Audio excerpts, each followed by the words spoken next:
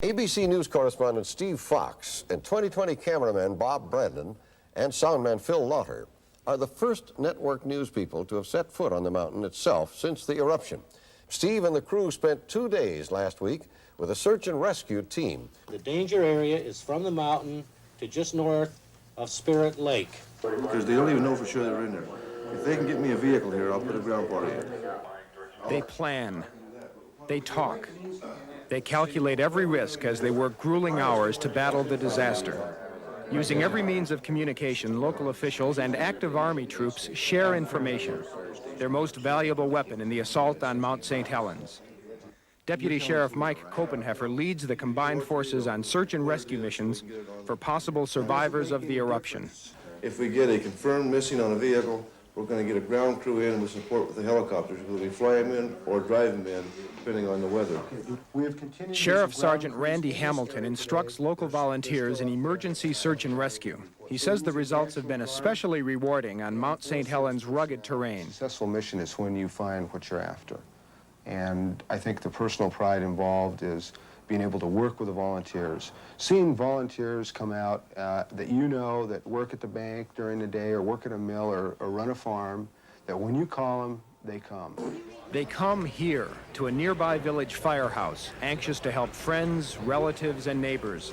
The volunteers and regular Army helicopter crews drop other responsibilities to concentrate on the rescue effort. Each morning, women from the community prepare donated food for everyone, including Hauser, the German Shepherd tracker who will travel with the rescue team. There are 50 Army troops here and 20 civilian volunteers. The mood is one of cooperation, not competition. The camaraderie is wonderful. And I think the Army men know that our men know the roads, know the area like the back of their hand. They're taking the risk because they hope maybe they might find someone still alive, holed up somewhere up there. And of course, all the bodies have to be brought out too, for families. Those of you that haven't been in there and haven't seen it, the devastation is just something we're not going to be able to explain to you. You're going to have to see it to believe it. The final briefing just before the mission to the mountain. The men get disturbing news. There's more risk than usual. A 5-foot-high volcanic bulge has appeared near the site of today's search, a mining camp where 3 people are missing. Army pilot and Vietnam veteran Russell Capps, who has logged more than 3,600 hours flying helicopters, can only warn his men, not prepare them, for what might happen if there's another eruption. If it does blow, you can expect large rocks, of course, ash clouds, and a speed of 100 to 200 miles an hour.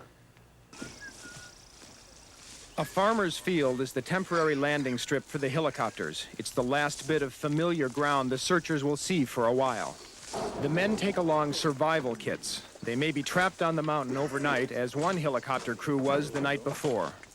Deputy Sheriff Brian Hill is Hauser's partner. Hill has trained the dog for 2 years. Hauser's learned how to track down human beings, dead or alive. The helicopter pilots are from Fort Lewis, Washington.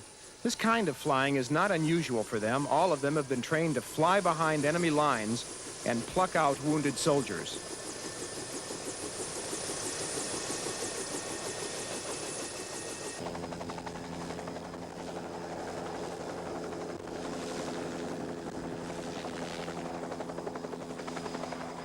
The convoy of 4 helicopters flies toward the mountain. The search and rescue team on board one, local lawmen and our camera crew on another, plus some smaller choppers to act as aerial scouts in the attempt to locate the missing family. The pilots stay in constant contact with the ground base as they head toward the search area.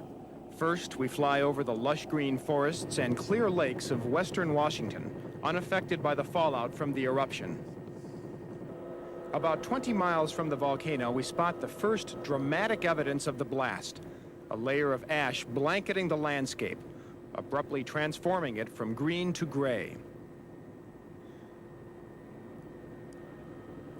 Then, 15 miles from the crater, we begin to fly over land that has had all the life blasted out of it.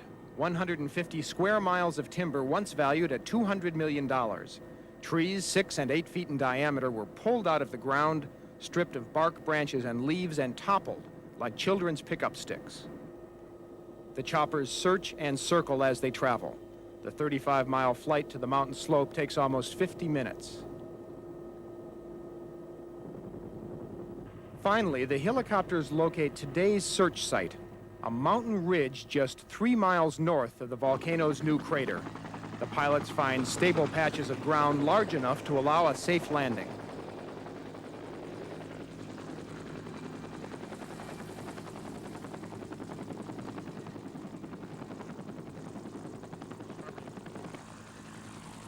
Deputy Hill and Hauser are first off the helicopter. They will lead the advance team of searchers. This party will go ahead to try and find the mining camp where the missing people lived and worked. Ducking to avoid the still spinning blades, the men move away from the copter and gather on a knoll. They then face their first big problem, simply finding out where they are. This country is ruined so bad that the landmarks on the map and what you have out here is absolutely two different things. The searchers set out and immediately encounter the problems of moving on the ground. Trees that look like tinder from the air turn out to be 6 to 10 foot high obstacles that must be scaled, scrambled over. What was once a magnificent forest has become an obstacle course of huge proportions. To qualify for this kind of rescue work, a man should be able to walk 30 miles a day. These men will walk 1.5 miles today. At the end, they'll be exhausted. Once, deer, bobcat, cougar, bear, and elk roamed this wilderness. Now there's no life within a 15-mile radius of the crater. The only movement is the search team. The only color, the gray ash. The only sound, the helicopter, which points the searchers in the right direction. Right now, the search and rescue party has gotten far ahead of us. They're up on the side of the mountain now at the site of an old gold mine where they believe 3 people may have sought shelter right after the eruption.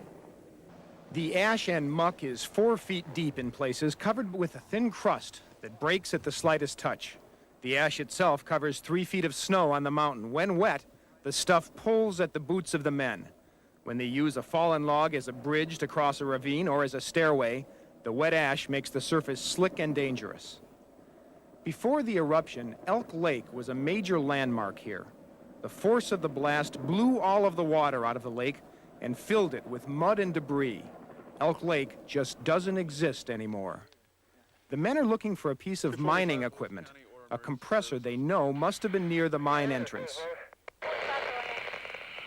Okay, we're approaching the compressor at the mine. Can you give us an approximate location of the cabin from the mine?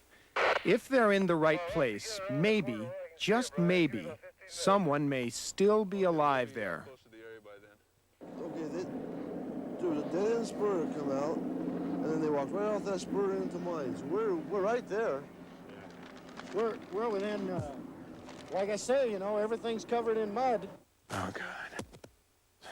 These guys are standing outside. They could be under 30, 40, 50 feet of mud. Pick up the phone. The mine only goes in a short distance, but we got about 4 feet of ash out here on the ground.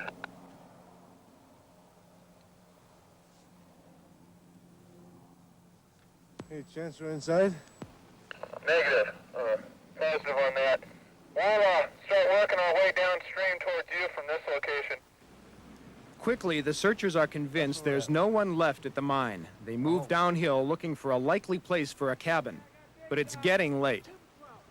Okay, it's 4:45 now.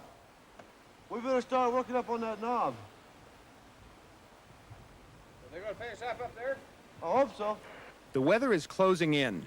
The men are getting anxious to get off the mountain, but they know the cabin is up here somewhere, and the missing people. The searchers and the dog Hauser come to a clearing just as the helicopters are being called in to pick up the search All party. I need the verification where they're going to pick us up, Grover. That's going to save us about a half-a mile walk through this stuff. I think we just found the cabin. We'll get back to you in a minute. boy. Hauser is sent in first, encouraged by Deputy Hill. See? Good boy. The roof of the cabin is completely flattened. Not much left underneath. That's a good boy. That's Garrity. Okay. That's Garrity. Yeah, I think we located one, Mike. Okay. Yeah, we got one victim here. Just a second before we contaminate, let him search some more. A body has been located, and the professionals take over. Seek him, House. Seek, that's a good boy. That's a good boy. Hauser's success is praised by his partner. He is urged to keep searching. The highly trained dog can smell a body even under the deep layer of ash. Seek. Seek. Oh, good boy. That could be another victim right there. Victim number 2, buried beneath a foot of suffocating volcanic ash. Okay, one more. Let's go find him. Good boy. Check and see if there's a victim right there. He identified there for a second. You find something there? Hauser continues to search as members of the rescue team look on. See? Within minutes, it is over. Victim number 3.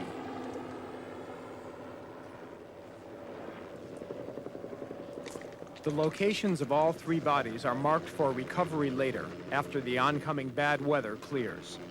The searchers move slowly now, attaching red markers, the only color on the mountain. Helicopters arrive to retrieve the exhausted team members almost 4 hours after the mountain search began.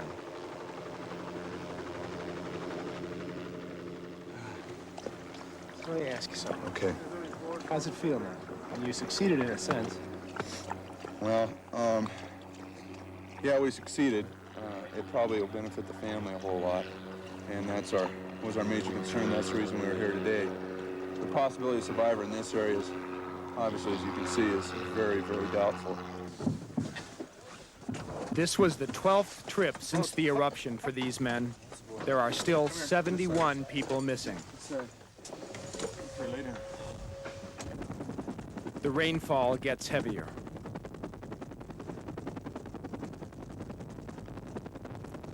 They head for home to begin again tomorrow.